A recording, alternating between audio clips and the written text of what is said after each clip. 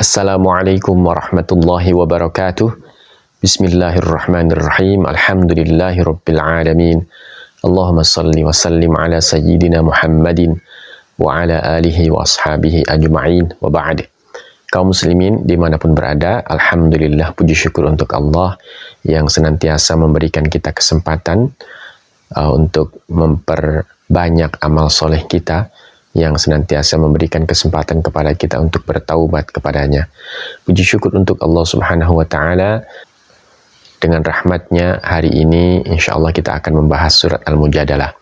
Kedepan kita akan coba bahas satu persatu. Semoga Allah Subhanahu wa Ta'ala memberikan pertolongan atas azam kita. Kaum muslimin rahimakumullah, surat Al-Mujadalah, demikian biasanya surat itu disebut. Sebenarnya juga bisa kita sebut dengan surat Al-Mujadilah. Saat kita menyebutnya dengan nama Al-Mujadalah, maka itu artinya kita menyebutkan peristiwa perdebatan atau peristiwa konsultasi yang dilakukan oleh seorang sahabiah atau seorang sahabat perempuan yang bernama Khawlah binti Tha'labah bin Malik dengan Nabi Muhammad SAW. Apabila kita menyebutnya dengan nama Al-Mujadilah, maka kita merujuk kepada Khawlah binti Tha'labah yang saat itu konsultasi dan sekaligus berdebat dan berusaha untuk meyakinkan bahwa pendapat yang ia ajukan kepada Rasulullah SAW adalah pendapat yang tepat dan bisa meluruskan ketidakadilan yang saat itu berkembang di masyarakat Madinah saat itu.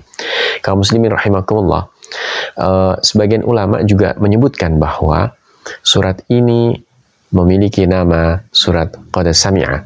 Bahkan dalam mushaf Ubay radhiyallahu anhu, surat ini tertulis dengan nama surat Ad-Dhihar karena memang di dalam surat ini dibahas tentang dhihar. Lalu surat ini diturunkan di mana? Ada beberapa perbedaan pendapat terkait penetapan surat ini turun di mana. Berdasarkan riwayat Ibnu Abbas misalnya dan Ibnu Zubair, disebutkan bahwa surat ini adalah termasuk surat Madaniyah. Artinya surat ini diturunkan Allah Subhanahu wa Ta'ala kepada Nabi kita Muhammad sallallahu alaihi wasallam setelah beliau melaksanakan hijrah. Namun demikian Al-Kalbi dan Ibnu As-Saib menyebutkan bahwa semua ayat dalam surat ini adalah surat Madaniyah kecuali ayat ke-7. Ayat ke-7 yang berbunyi, alam tara annallaha ya'lamu ma fis samawati wa ma fil ard ma yakunu min najwa thalathatin illa huwa rabi'uhum wa la khamsatin illa huwa sadisuhum, al-ayah. Nah, kemudian pendapat lain juga menyebutkan, yakni pendapatnya Atha misalnya, menyebutkan bahwa 10 ayat pertama dalam surat ini adalah surat kategori Madaniyah. Kemudian selebihnya adalah surat Makkiyah, yakni surat yang diturunkan sebelum Nabi Muhammad SAW melakukan hijrah ke Madinah. Kemudian Imam Al-Baydawi sebaliknya mengatakan bahwa 21 ayat awal dari surat Al-Mujadalah atau Al-Mujadalah ini adalah ayat-ayat Makkiyah. Sedangkan surat terakhir atau sedangkan yang terakhir adalah ayat-ayat Madaniyah. Kaum muslimin rahimakumullah, berikutnya saat kita membahas tentang kesesuaian surat Al-Mujadalah ini dengan surat sebelumnya, yakni surat Al-Hadid, maka kita akan temukan beberapa hal menarik. Yang pertama, bila surat sebelumnya, yakni surat Al-Hadid, diakhiri dengan penyebutan fadl Allah atau anugerah Allah Subhanahu wa Ta'ala, maka pada surat Al-Mujadalah ini juga diawali dengan hal serupa. Apa fadl Allah Subhanahu wa Ta'ala di dalam surat Al-Mujadalah ini? Anugerah Allah Subhanahu wa Ta'ala adalah mendengarkan curhatan atau mendengarkan keluhan yang disampaikan oleh seorang sahabiah atau sahabat perempuan sebagaimana yang akan kita bahas nanti. Kemudian yang kedua, hal menarik berikutnya tentang kesesuaian surat Al-Mujadalah dengan surat sebelumnya. Beberapa ulama menjelaskan bahwa ketika Allah Subhanahu wa Ta'ala di awal surat Al-Hadid menyebutkan sifat-sifat agungnya, misalnya Al-Zahir dan Al-Batin, Maka Allah Subhanahu wa taala mengawali surat Al-Mujadilah atau Al-Mujadalah ini dengan penegasan bahwa dia mendengar seorang perempuan yang menyampaikan keluh kesahnya kepadanya. Dan tentu saja ini adalah anugerah Allah Subhanahu wa taala terhadap sahabiah atau terhadap sahabat perempuan itu. Kemudian yang ketiga, kaum muslimin rahimakumullah. Hal menarik berikutnya adalah ucapan Aisyah radhiyallahu anha ketika memberikan komentar atas turunnya surat ini dengan mengatakan, segala puji bagi Zat yang maha mendengar segala suara, termasuk suara perempuan yang mengadu kepada Nabi Muhammad SAW. Pada saat itu, aku berada pada sisi lain rumah dan aku tidak mendengar aduannya. Lalu Allah Subhanahu wa taala menurunkan surat Qad Sami'a. Hadis riwayat Nasa'i, Ibnu Majah dan Al-Bukhari. Ini lagi-lagi adalah fadl atau anugerah Allah Subhanahu wa taala yang disebutkan di dalam surat Al-Mujadilah atau Al-Mujadalah ini. Kaum muslimin rahimakumullah. Yang keempat, di dalam surat Al-Mujadalah ayat 4, Allah Subhanahu wa taala menjelaskan secara rinci ayat 4 surat Al-Hadid. Artinya ayat 4 surat Al-Mujadalah ini adalah penjelasan rinci untuk ayat 4 surat Al-Hadid yang berbunyi wa huwa ma'akum aynama kuntum. Kaum muslimin rahimakumullah. Berikutnya kita akan masuk kepada pembahasan ayat per ayat. Ayat pertama berbunyi a'udzubillahi minasyaitonir rajim. Qad sami'a Allahu qawlan lati tujadiluka fi zawjiha wa tashtaki ila Allah wallahu yasma'u tahawurakuma innallaha sami'un basir. Kita mulai bahas dari kata qad sami'a. Abu Amr, kemudian Hamzah, kemudian Al-Kisai, kemudian Al-Muhaisin atau Muhaisin membaca qad sami'a dengan mengidghamkan dalnya ke huruf sin, sehingga ketika dibaca berbunyi qad sami'a, bukan qad sami'a, qad sami'a.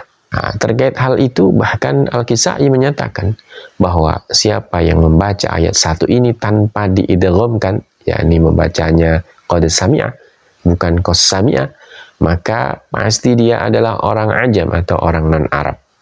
Nah, begitu kata Al-Kisai.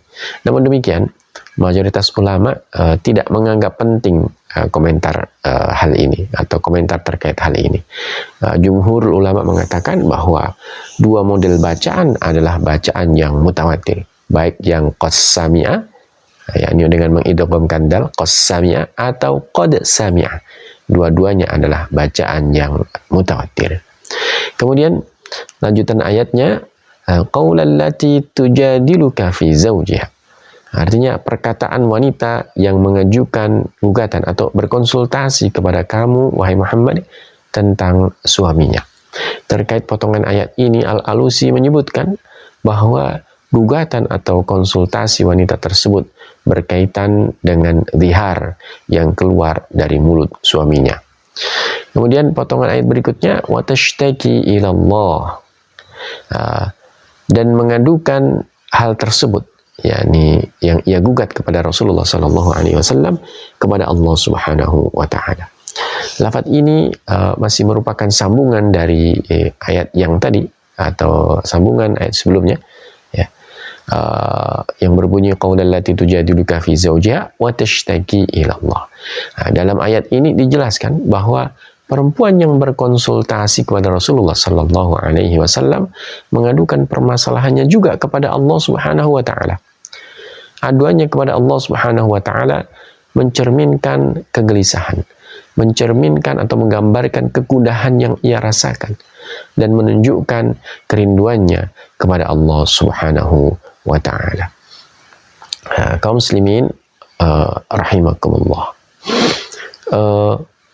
Makna qad, sekarang coba kita bahas tentang makna qad.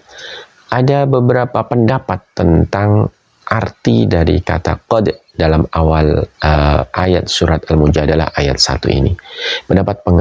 Pendapat pertama mengatakan kata qad di situ fungsinya adalah litahqiq, yakni merupakan penekanan atas sesuatu.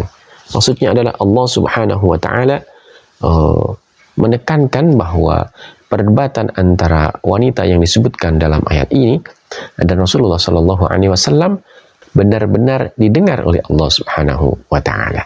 Ini adalah makna atau fungsi penekanan dari kata qad. Kemudian yang kedua, ya, ulama mengatakan bahwa kata qad itu adalah isyarat bahwa Allah Subhanahu wa Ta'ala mengabulkan ucapan wanita itu yang mengandung pengaduan dan permohonan. Yang ketiga, makna kata qad adalah tawakku'. Tawakku' itu maksudnya adalah dugaan sesuatu yang akan segera terjadi. Apabila kita memaknai atau memfungsikan kata qad ini sebagai tawakku', maka kata sami'a kita terjemahkan atau kita artikan sebagai mengabulkan. Dengan demikian, qad sami'a apabila kita terjemahkan artinya adalah Allah telah mengabulkan. Begitu. Kemudian sami'a adalah majaz untuk pengabulan dan penerimaan berdasarkan pada relasi sababiyah dan kinayah. Hal ini disampaikan oleh Imam Al-Alusi. Lalu siapa sebenarnya perempuan yang mengadu kepada Rasulullah Shallallahu Alaihi Wasallam? Dalam beberapa riwayat ya, ada beberapa nama yang disebutkan. Ada riwayat yang menyebutkan bahwa perempuan itu adalah Khawlah binti Tha'labah bin Malik, dan ini merupakan riwayat yang masyhur ya. Namun ada pula yang mengatakan bahwa perempuan itu adalah Khawlah binti Khuwailid. Ada pula yang mengatakan Khawlah atau Khawlah binti Hakim. Ada pula yang menyebutkan dia adalah Khawlah binti As-Samit.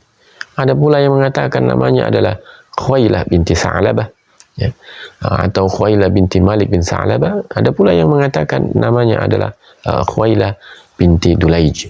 Pendapat lain juga mengatakan namanya adalah Jamilah binti As-Samit. Namun demikian, mayoritas ulama mengatakan bahwa perempuan tersebut adalah Khawlah binti Tha'labah bin Malik dari suku Khazraj. Lalu siapa suaminya? Mayoritas ulama hadis menyebut bahwa laki-laki yang menjadi suami dari Khawlah binti Malik bin Tha'labah ini bernama Aus bin Samit, seorang sahabat yang merupakan atau yang masih bersaudara dengan sahabat Nabi Ubadah bin As-Samit. Kaum muslimin rahimakumullah. Jadi dikisahkan bahwa surat ini turun berkaitan dengan permasalahan yang mendera Khawlah binti Tha'labah bin Malik dan suaminya, yakni Aus bin As-Samit. Jadi suatu ketika Aus bin As-Samit atau Aus bin Samit ini berniat untuk minta dilayani oleh istrinya. Namun kemudian setelah istrinya sholat, istrinya mengatakan sesuatu yang membuat Aus ini marah. Sehingga kemudian Aus ini berkata kepada istrinya, "Anti alayya ka dhahri ummi." Engkau bagiku seperti punggung ibuku. Pada zaman jahiliyah, kaum muslimin rahimakumullah, bila seseorang mengatakan hal tersebut, maka saat itu juga istrinya terhalang baginya untuk digauli. Dan ini adalah zihar pertama dalam Islam. Lalu kenapa dengan perkataan itu? Apa penjelasan perkataan anti alayya ka dhahri ummi ini? Penjelasannya adalah saat seorang laki-laki mengatakan perkataan itu kepada istrinya, maka saat itu pula ia menyerupakan istrinya dengan ibunya dari sisi keharaman digauli. Sehingga karena maksud dari perkataan itu adalah menyerupakan istri dengan ibu dari sisi pengharaman digauli, maka saat itu pula perempuan yang menjadi istri dari seseorang laki-laki misalnya terhalang baginya, tidak boleh digauli. Nah, itu adalah dampak yang muncul dari perkataan anti alayya ka dhahri ummi. Nah, segera setelah mendengar ucapan itu atau segera setelah mengucapkan perkataan itu, Aus menyesal dan kemudian ia memanggil istrinya. Namun kemudian istrinya menolak panggilannya dan berkata, "Demi zat yang jiwa Khawlah berada dalam genggamannya. Jangan menghubungiku hingga Allah dan Rasulnya menetapkan ketetapan atau memberikan keputusan untuk kita berdua. Begitu kata Khawlah binti Sa'labah bin Malik kepada suaminya. Kemudian Khawlah ini datang kepada Rasulullah Sallallahu Alaihi Wasallam dan mengadu, wahai Rasul, Aus telah menikahiku saat aku masih gadis yang mempesona. Sekarang saat umurku sudah bertambah dan aku telah melahirkan anak, ia meninggalkanku menuju yang lain. Barangkali engkau memiliki rukhsah yang akan menyegarkan hubungan kami berdua. Artinya Khawlah binti Sa'labah ini mengadukan peristiwa yang ia alami. Ia ingin mendapatkan solusi dari Rasulullah Sallallahu Alaihi Wasallam atas ketidakadilan sistem bihar yang saat itu memang masih berlaku di masyarakat Arab Madinah yang kebanyakan bergaul dengan orang-orang Yahudi. Kaum muslimin rahimakumullah. Kemudian Rasulullah Sallallahu Alaihi Wasallam mengatakan kepada Khawlah ketika Khawlah menyampaikan atau mengkonsultasikan masalah yang ia hadapi. Rasul mengatakan, wallahi ma umirtu fi sya'niki bi syai'in hatta al-an. Demi Allah, sesungguhnya tidak ada ketetapan terkait permasalahan yang engkau hadapi hingga saat ini. Allah tidak memberikan perintah apapun terkait permasalahan yang engkau hadapi hingga saat ini. Dalam riwayat lain Rasulullah Sallallahu Alaihi Wasallam mengatakan, ma araki illa waqad harumti alaih.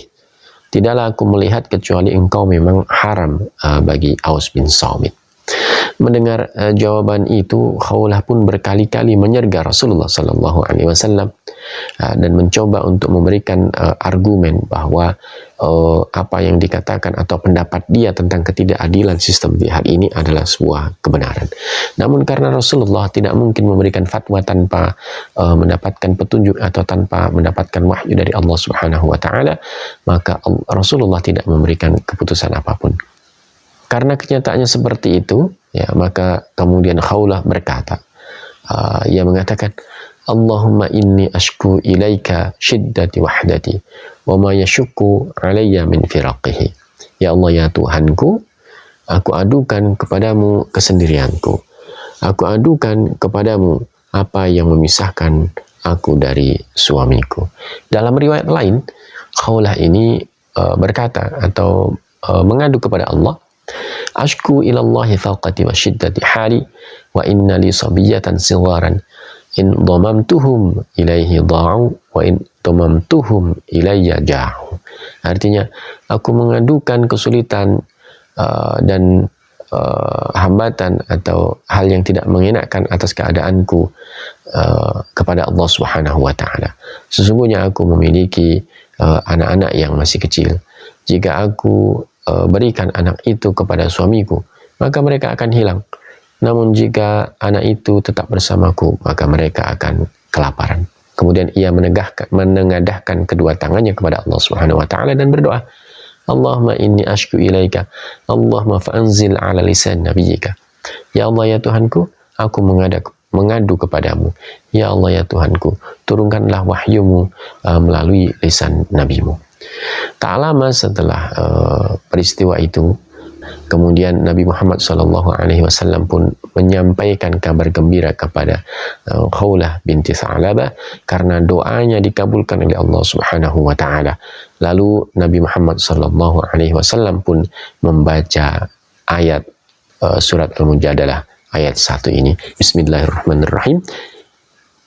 Qad sami'a Allahu qawlan allati tujadiluka fi zawjiha wa tashtaki ila Allah wallahu yasma'u tahawurakuma innallaha sami'un basir.